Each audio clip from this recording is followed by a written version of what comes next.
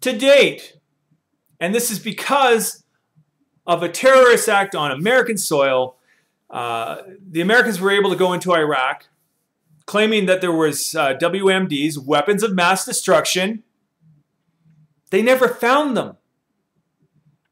But the war went ahead, and over 1 million civilians in Iraq lost their lives. Do you think they were looking for that? We're not really talking about it. What we're talking about, what we're focusing on, and this is what drives me nuts when I read the paper and watch the news, the media, all they want to focus on is there's some fucking idiot in the States, religious fanatic, God help us all, because who causes most of the wars in this world? I'm not going to say anything disparaging against the Christians or any other religious group or ideology, but most wars can be attributed back to some religious organization that wants their pound of flesh. So we've got this guy in the States who wants to burn the Quran to, sort of mark September 11th and say, hey, you bad Muslims did this to us. Of course, the Muslims are quite upset about it, and rightfully so, because, when you think about it, this is a religious group who they have different ideologies, and there's fanatics out there. There are fanatical Muslims, everybody knows it, who would just as soon kill you in your tracks as say hello to you because of your ideology and your faith. Well, guess what? There's Christians that have the same mentality. Catholics and Protestants have been killing each other for decades in Ireland over belief. So where I have a real issue here is, you know what?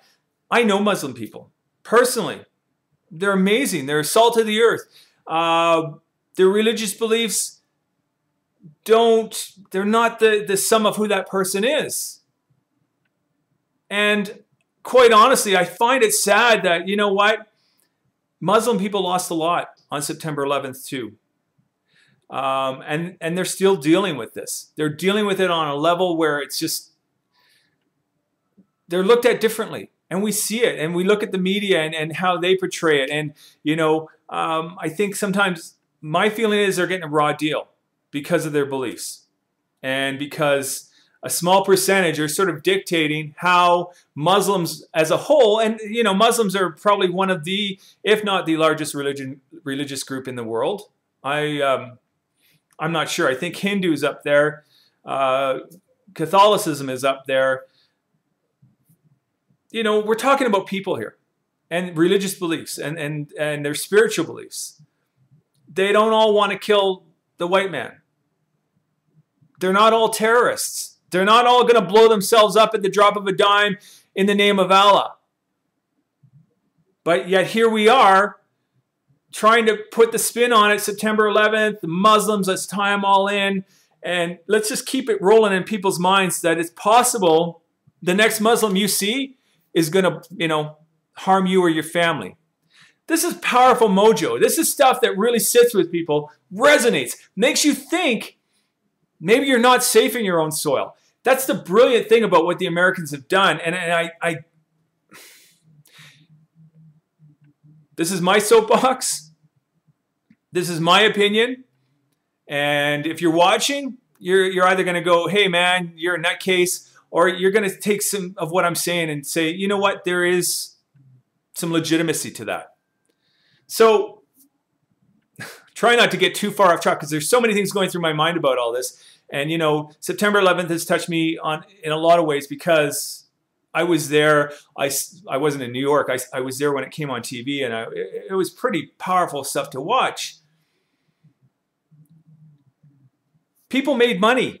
People are still making money. There's companies like Macmillan and Halliburton, Dick Cheney, the evil, and I don't care. He can sue my ass off. Donald Rumsfeld is Satan. I'm sure of it. This guy is, he's just missing the horns. He's got his fingers in all the pies, making money off the misery of people. And they've been able to sort of manipulate all this, and it's this beautiful dance. And even though all the information is out there, for somebody like myself to get up and say, you know what, I think it's possible that 9/11 was not what it appears to be.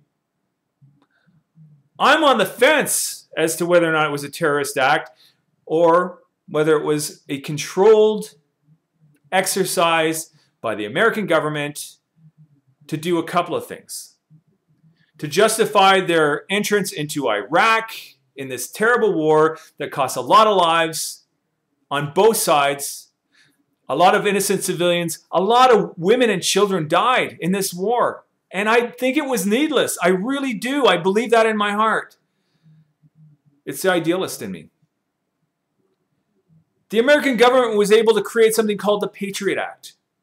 Now, if you don't know what the Patriot Act is, basically what the Patriot Act has done, it's given them the ability to wipe out the Constitution and say, we can indiscriminately go into anybody's house and take away their rights, arrest them without due process, and basically end their existence on this planet and not apologize for it.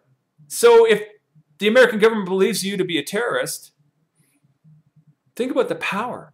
Think about the ability they have to sort of say, you know what? We think you're no good for our country, and we're going to make you disappear. There's not much you can do about it. And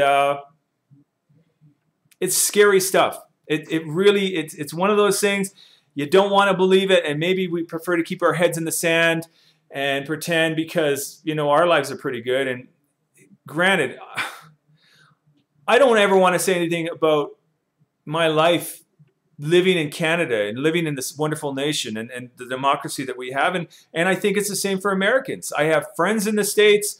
I have family in the States. And I know the quality of life is pretty good. But it should be good for everybody. Once you're a citizen on this soil, it shouldn't matter what your beliefs are. It shouldn't matter what your skin color is. All it should matter is that you are participating and you are a... What's the word I'm looking for here? You're participating. You're part of culture. You're doing your part. You're paying your taxes. You're going to work. You're doing everything that a citizen does. And that shouldn't be conditional to what you believe in. At least that's what I've always been led to believe. Canada, we're a huge melting pot. Everybody counts. It doesn't matter what your faith or what your belief is. You can be a Satanist. You still have the same rights. So I probably talked as much as I want to talk about today on this subject. 9/11, I feel really bad for all the families that suffered. And let's not forget, it wasn't just the people in the towers. It wasn't the people just on American soil. It's all the people. And it's the people that are still dying today in the name of profit, in the name of corporation. And if you don't believe corporation is dictating war in the world that we live in today, that's your right. I'm over here on my soapbox, and I'm done for the day. So I'm going to say bye-bye, and we'll see you next time.